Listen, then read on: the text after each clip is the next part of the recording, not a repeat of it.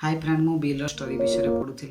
Bill केमिति निजर सबू असुविधा सही किपरि खुशी रे थिले तांकडू किछि इंस्पिरेशन पाई मु आपनको ताको स्टोरी सुनाय पय चाहूची।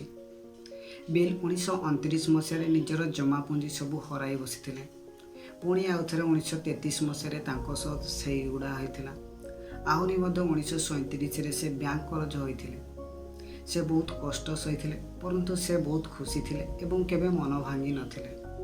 से बहुत लोक ठारू ऋण करथिले एवं बहुत लोक तांको शत्रु भी थिले। तथापि से मजबूत भावे छिड़ा होइथिले। तांको रहस्य थिला कि तुम पाखरे जेबे भी बड़ समस्या आसे तो कागज गोटे फर्द एवं गोटे कलम निज पाखरे रखंतु। जहाँ भी असुविधा सम्मुखीन हेबाकू पड़े तार सबू टिप्पणी कागज रे लिखि ताकू गोटे तुम बही थाकर गोटे थाकरे रखि दियंतु। 2 सप्ताह पर से कागज को पुणी थरे ताकू पढ़ंतु।